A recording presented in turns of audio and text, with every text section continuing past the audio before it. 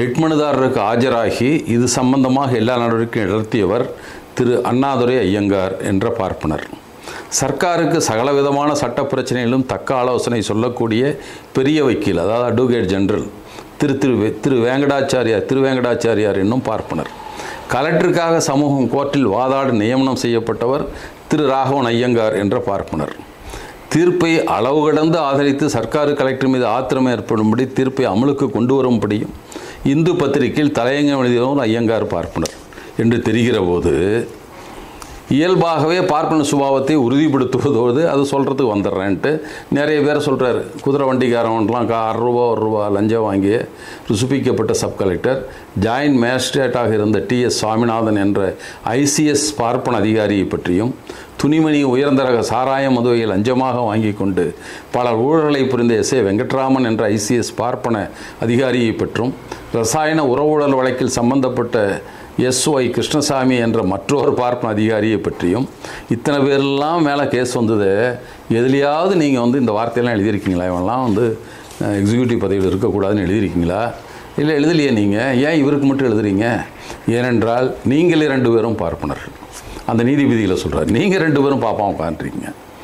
பொதுவாக பார்ப்பன ஜட்ஜிகள் யாராக இருந்தாலும் அவளுடைய நடத்தையிலும் சட்டத்தை பொறுத்து எப்படி நடந்து கொண்டாலும் தமிழனுக்கு தன்னாலான கேடு செய்து அழுத்தவோ அழிக்கவோ செய்ய வேண்டியது அவர்கள் ஜாதி கடமை என்பதும் இதில் யாரும் எந்த பார்ப்பனரும் மறந்தும் தவறி நடக்க மாட்டார்கள் என்பதும் தான் காரணம். ஐயாது எங்களை கீழ் ஜாதி என்றும் தாங்கள் மேலே வருவது தங்களுக்கு ஆபத்து என்றும் தங்கள் மத தர்மத்துக்கு கேடு என்றும் தங்களை மேல் ஜாதி என்று இந்த ஜாதி பிரிவுகள் இப்படி இருக்க வேண்டும் என்றும் கருதி கொண்டிருக்கிற மனு தர்ம இந்து பார்ப்பனர்கள் ஜட்ஜிகளாகவும் வேறு எந்த உத்தியோகஸ்தர்களாகவும் எங்கள் நாட்டில் எங்களுக்கு வேண்டாம்.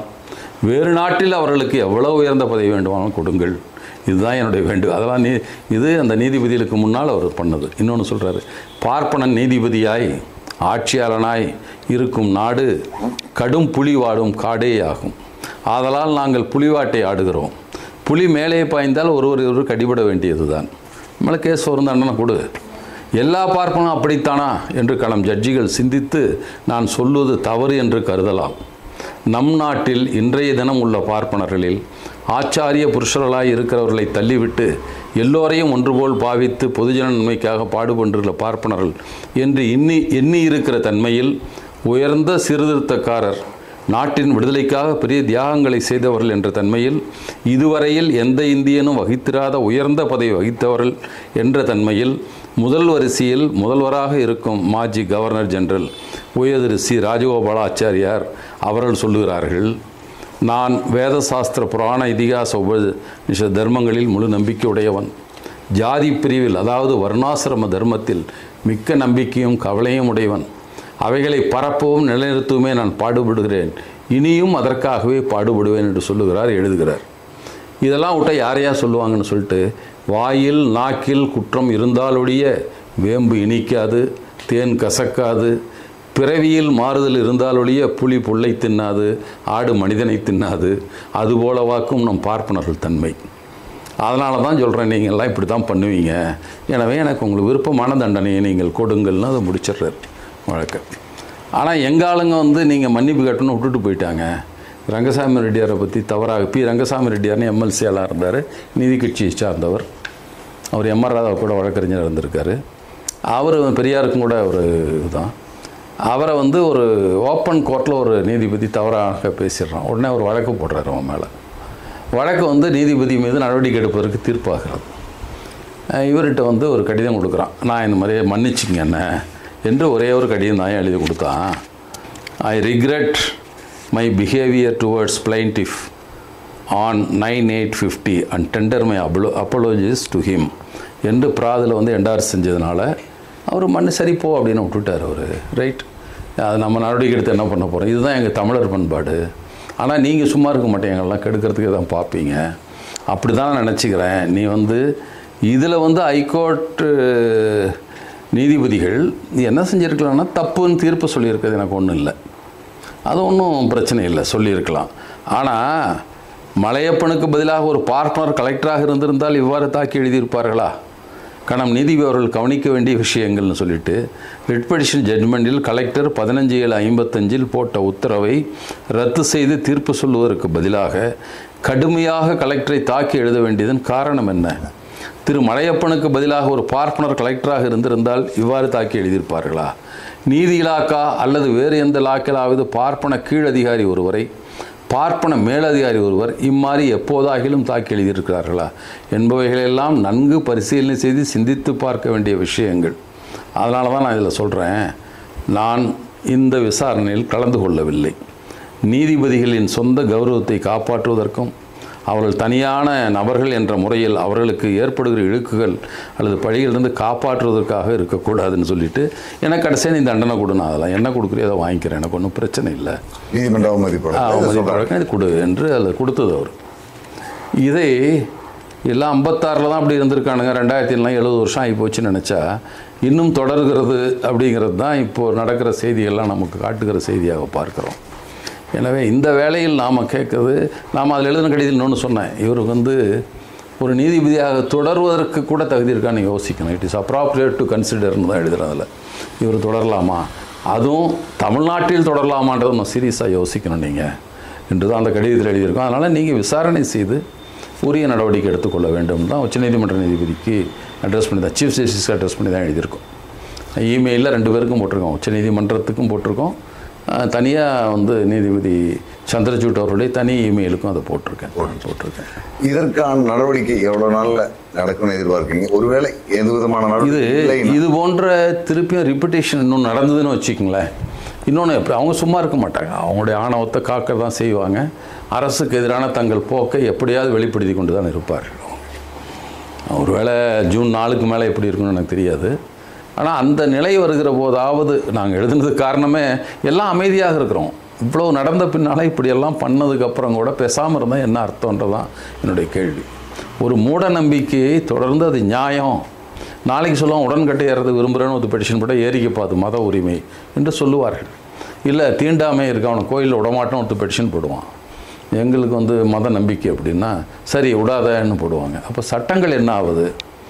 அப்போது தனி மனித மாண்புகள் என்ன ஆகுது என்பது தான். எல்லா மனிதர்களுக்கும் சம உரிமை உண்டு. அதிலும் சொல்லப்போனால் சிட்டிசன்ஸ் என்று சட்டத்தில் சொல்லுவார்கள் பல இடங்களில், குடிமக்கள். சில சட்டப்பிரிவுகள்லாம் பர்சன்ஸ், அந்த ஆட்கள், அவனும் இந்தியாக்காரனாக இருக்கணும் அவசியம் இல்லைன்னு கூட அதில் அர்த்தம் எடுத்துக்கலாம். இல்லைனா சிட்டிசன்ஸ் அதில் போடுறதில்ல. அது சமத்துவ உரிமை உண்டுங்கிறதுக்கும் பெர்சன்ஸ் தான் போடுறாங்க. இதுக்கு எல்லாம் பெர்சன்ஸ்னு சொல்கிற உரிமைகள் இதெல்லாம். எல்லா மனிதருக்கும் வாழ்வதற்கான உரிமை உண்டு, கண்ணியத்தோடு வாழ்கிற உரிமை உண்டு என்று சொல்லுகிற இடத்தில் அது குறைவானவற்றை செய்து கொண்டிருக்கிறார். அரசியல் சட்டத்தினுடைய அடிப்படை கடமைகள் என்று ஆக்கப்பட்டிருக்கிற 51AH அந்த பிரிவுக்கு எதிராக சயின்டிஃபிக் டெம்பர் வழக்கில், ஹியூமனிஸ்ட் வழக்கில், ஸ்பிரிட் ஆஃப் என்கொயரி, ரீஃபார்ம், எதற்கும் எதிராக இத்தனைக்கும் எதிரான தீர்ப்பை வழங்கி கொண்டிருக்கிறார். அப்போது அரசியல் சட்டத்தையே அவமதிக்கிற, அரசியல் சட்டத்தையே புறக்கணிக்கிற, தங்களுக்கு விருப்பமான உத்தரவுகளை கொடுக்கிற உரிமை எங்களுக்கு உண்டு என்ற ஆணவத்தோடு கொடுக்கப்பட்ட இதாக தான் நம்ம பார்க்குறோம். அதில் பெரியார் கூட இதில் அம்பேத்கருடைய ஒரு கொட்டேஷன் அதில் காட்டுறாரு. இதில் அவர் ஏற்கனவே அது ஒரு நாடாளுமன்றத்தில் பேசியது, அம்பேத்கர் பேசுகிறாரு. அதில் அரசியல் சட்டப்படி இது செல்லாது, இடஒதுக்கீடு செல்லாது என்று சொன்னபோது அதில் சொல்லியிருக்கு, ஒருவன் பிறந்த இடம், மதம், ஜாதி, மொழி, செக்ஸ் இதை வைத்து கொண்டு பண்ணக்கூடாதுன்ருக்கு. அதில் எல்லாம் எழுதுனேன் நான், அதெல்லாம் உண்மைதான். அதில் ஒன்லி அதை மட்டும் கருத்தில் கொண்டு பாகுபாடு காட்டக்கூடாதுன்றக்கே தவிர அது இல்லாமல் வேறு காரணம் இருக்குது. அவன் சமூகத்தில் பின்தங்கி இருக்கான், கல்வியில் பின்தங்கி இருக்கான், அதை நீ கவனிக்கலை. ஒல்லிங்கிற வார்த்தையை அந்த நீதிபதிகள் கவனிக்கவில்லைன்னு எனக்கு தெரியலன்னு சொல்கிறார் நீதிமன்றத்தில்.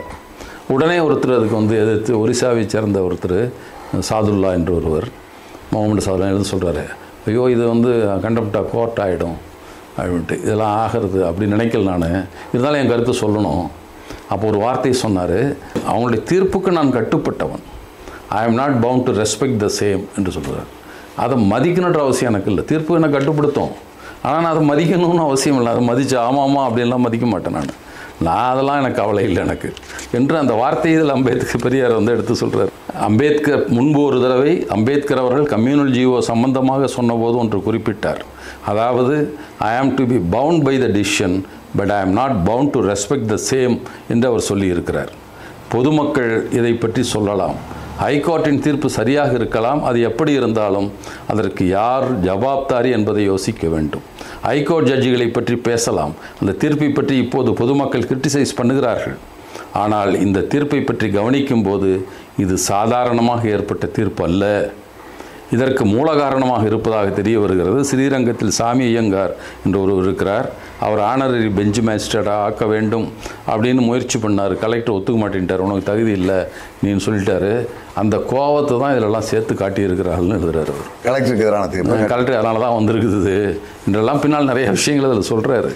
இருந்தாலும் அந்த மாதிரி நாம் வந்து நீதிபதிகள் நீதிமன்றம் அப்படின்றத மரியாதை செய்ய வேண்டும், அவருக்கு மதிப்பு கொடுக்க வேண்டும் அப்படின்னு நினைக்கிறோம். நியாயம்தான்.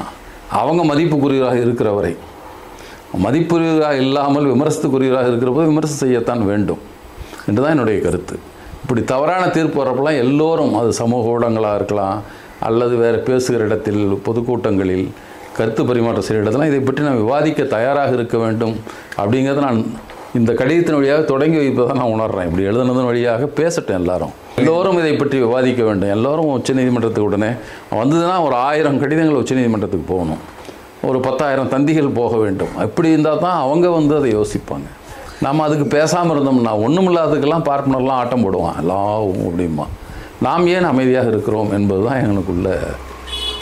நீதிமன்றத்தினுடைய தீர்ப்பை நீதிபதியை விமர்சிப்பது குற்றமாகும், அதன் மேலே நடவடிக்கை எடுப்பாங்க அப்படிங்கிற ஒரு அச்சம் இருக்குது. ஆமாம் இருக்கலாம். அது நாம் நியாயத்தை பேசுகிறோம், அது சட்டமாக உட்பட்டதா இல்லையான்னு தெரியாது. நியாயம் சட்டத்துக்கு உட்படாதுன்னா சட்டத்துக்கான அது அடுத்து வருகிற பின்விளைவுகளை ஏற்க தயாராகத்தான் இருக்கிறோம். அப்படிலாம் இல்லை, நாங்கள் தப்பிச்சுக்கணும்னு நினச்சிட்டுலாம் பேசுகிறதில்ல, வரட்டும். ஆனால் நாங்கள் நியாயமாக என் மனதில் பட்டதை சொல்வதற்கு எனக்கு உரிமை உண்டு, அதை நான் சொல்லி தான் தீரணும். இது எங்கள் நாட்டு சட்டமன்றம், நாங்கள் வாழ்கிற நாட்டின் ஒரு குடிமகனாக எங்கள் நாட்டின் அரசியல் சட்டம் சொல்லுகிற மாண்புகளை ஒழுங்கமைவுகளை மீறுகிற போது நாம் அதை பற்றி விமர்சனம் செய்வதற்கு உரிமை உண்டு. அதுக்கு உள்நோக்கம்தான் கற்பிக்கலை, ஆனால் உள்நோக்கம் இருப்பதாக நான் கருதி கொண்டு தான் இருக்கிறேன். அதை வந்து இல்லை, நான் அப்படிலாம் நடந்துக்கிறோம் இல்லை என்று சொல்லட்டும். ஏன் வந்து நீ வந்து இன்னொரு நீதிமன்ற போர்ட்ஃபோலியோவுக்கு மாற்றலைன்னு சொல்லணும். அது என்ன 29-30 எப்படி சவுக்கு சங்கர வழக்கில் 2 நீதிபதிகள் உட்கார்ந்தார்கள், அதனால் ஒரு நீதிபதி மாறுபட்ட கருத்து எழுதினார், அரசுகிட்ட பதில் வாங்காமல் செய்வது சரியல்ல என்று எழுதினார். ஆனால் இதில் ஒற்றை நீதிபதி இவர் சொல்கிறது தான் முடிவு என்பதை போல் இருந்ததால் தான் 29 வழக்கு 30 தீர்ப்பு நிறுத்தி வைக்கப்பட்டது. பின்னால் சொல்லுவேன்னு சொல்லிட்டு போயிட்டு அரசுகிட்ட என்ன கேட்டீங்க, அரசு பதில் போட்டாரா, தாக்குவதற்கான அவகாசம் கொடுக்கப்பட்டதா, எல்லாம் கிடையாது. இல்லைப்பா எனக்கு லீவ் விட்டுருவாங்க, அதுக்கப்புறம் நான் இதை செய்ய முடியாது அப்படிங்கிறதா. ஏன்னா அதுக்கப்புறம் 18 நாள் இருக்குது, அடுத்த நீதிமன்றத்தில் ஒரு ஆணையை வாங்கலாம், அதுக்கு அடுத்த வாரம் நீதி வாங்க முடியும் இருக்குது. என்ன அவசரம் உங்களுக்கு என்பது தான் எங்களுடைய கேள்வி. அதை தான் வந்து எல்லோரும் இதை பற்றி யோசிக்க வேண்டிய காலம் வந்துவிட்டது, பொது விவாதத்தை கொண்டு வர வேண்டிய தேவை வந்துவிட்டது என்று நான் கருதுகிறேன்.